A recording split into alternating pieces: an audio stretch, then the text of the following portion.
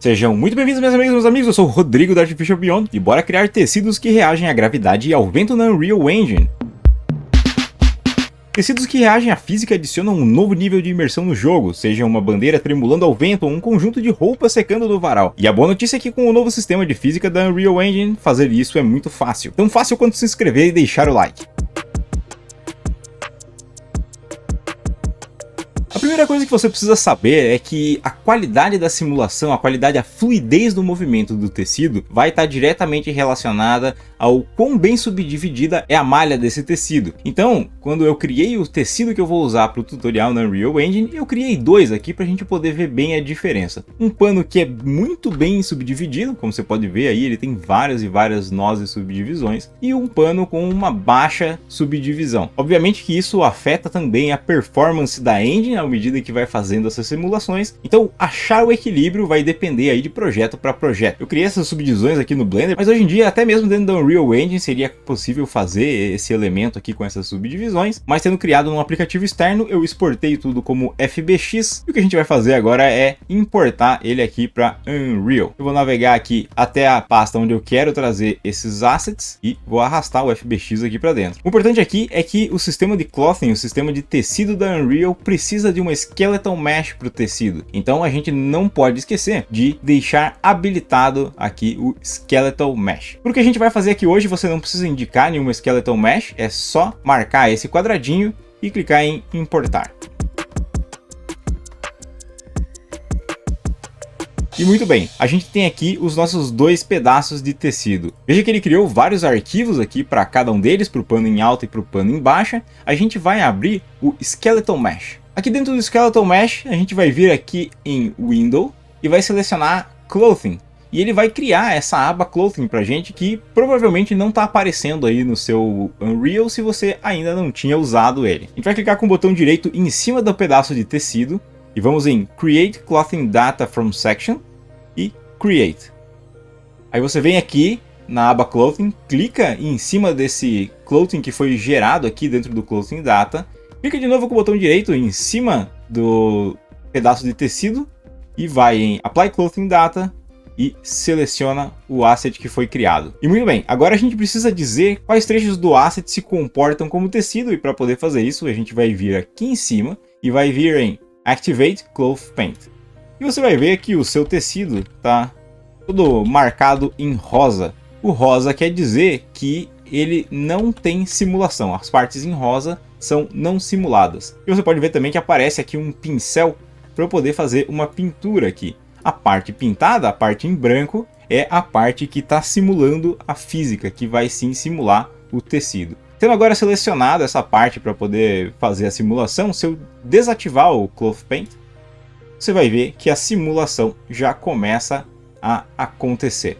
E talvez você esteja se perguntando, bom, mas então por que eu não pinto tudo, né? Para que tem essas diferenciações? Bom, essa diferenciação tem duas razões. Uma, o tecido ele pode ter regiões que ele é mais rígido e mais flexível, e você consegue alterar isso vindo aqui na esquerda e vindo aqui em Brush, e você pode alterar aqui Strength, Fall Off, para deixar ele mais rígido ou menos rígido. Pode também mudar aqui o raio para deixar o pincel maior ou menor, para você conseguir chegar em lugares onde você tem mais dificuldade, ou para poder agilizar o processo caso o seu asset seja muito grande. Mas o mais importante de você ter essa possibilidade de diferenciar áreas simuladas e não simuladas é porque às vezes o tecido está pendurado em algum lugar. Por exemplo, uma bandeira, ela está pendurada lá nos pontos junto com o poste, ou por exemplo um lençol jogado em cima de um arame, ele vai estar apoiado no arame. Bem perto do arame, ele não vai estar se movendo como um tecido, né?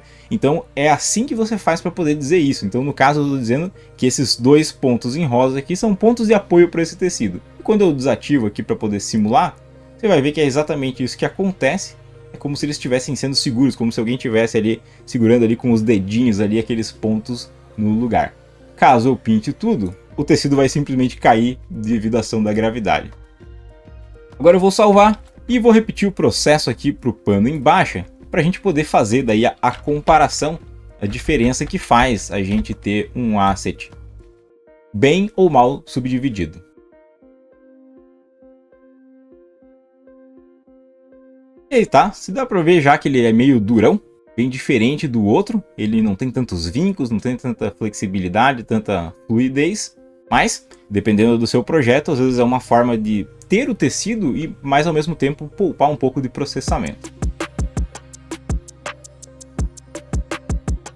Vamos agora trazer esses tecidos aqui para o mundo e ver um pouco eles funcionando no mundo real.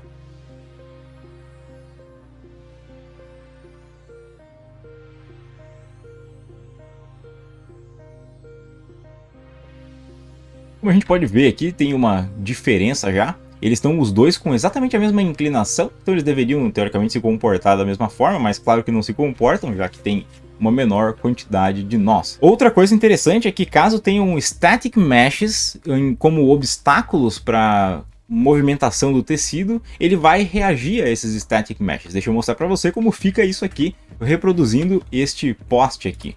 Vou duplicar ele, descer ele, chegar ele um pouquinho para frente e vou rotacionar esses dois tecidos, vou reposicionar eles de forma que a gravidade obrigue eles a se relacionar com esse poste aí.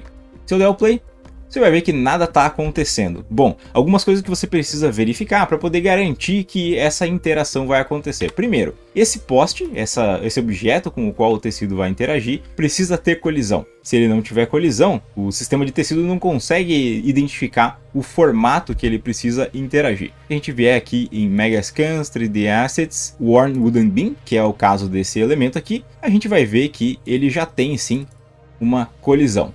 Posso vir aqui... Show Simple Collision, então ele já tem uma colisão habilitada. As outras duas coisas que você precisa fazer é vir nos assets de tecido, a aba Details, você vai procurar por Collision e você vai garantir aqui que dentro de Clothing, Collide with Environment e Force Collision Update estão os dois habilitados. E isso vale para todos os assets que tiverem aí no seu mundo que você queira que interajam com esses objetos. Cada coisa que a gente vai adicionando vai aumentando a demanda de processamento do computador. Então é uma coisa para você usar somente onde for realmente necessário.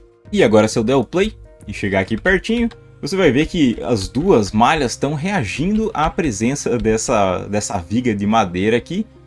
Bem legal. A primeira, que tem uma grande quantidade de subdivisões, reage belamente.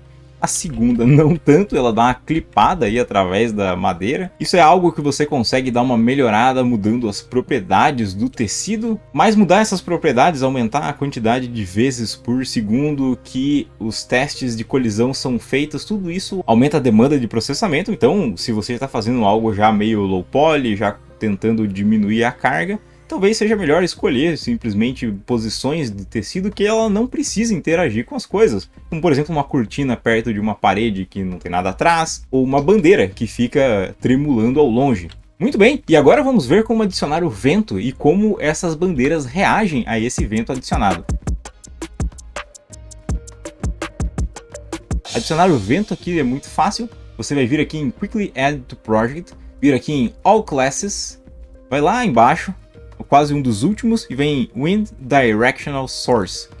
E ele vai adicionar aqui um elemento de vento, e essa seta azul clarinho aqui é a direção do vento. Então vamos posicionar aqui ela onde a gente quer que esse vento fique. Colocar ele aqui atrás. Se a gente der o play, a gente não vai ver muita coisa. Vamos ver qual que é a intensidade do vento. Speed 0,1. Vamos aumentar a velocidade aqui para 10. E vamos testar de novo. E aí você pode ver que o vento ergue aí os tecidinhos e ambos reagem. Para ver aí que a primeira ela tem uma qualidade aí da animação muito legal. O segundo é um pouco mais durinha, mas também passa bem por uma bandeira que está bem distante ao longe. Realmente não teria necessidade de gastar muita contagem de polígono aí, dependendo da utilização. De qualquer forma, o simples fato de ter esses elementos flexíveis, esses elementos móveis no cenário, já gera uma vida, já gera uma imersão para o seu jogo. Com algumas adaptações, esse processo pode ser usado para criar tecidos que reagem ao personagem, como uma capa, por exemplo. Se isso é algo que te interessa, me conta aí nos comentários. Um grande abraço e até mais!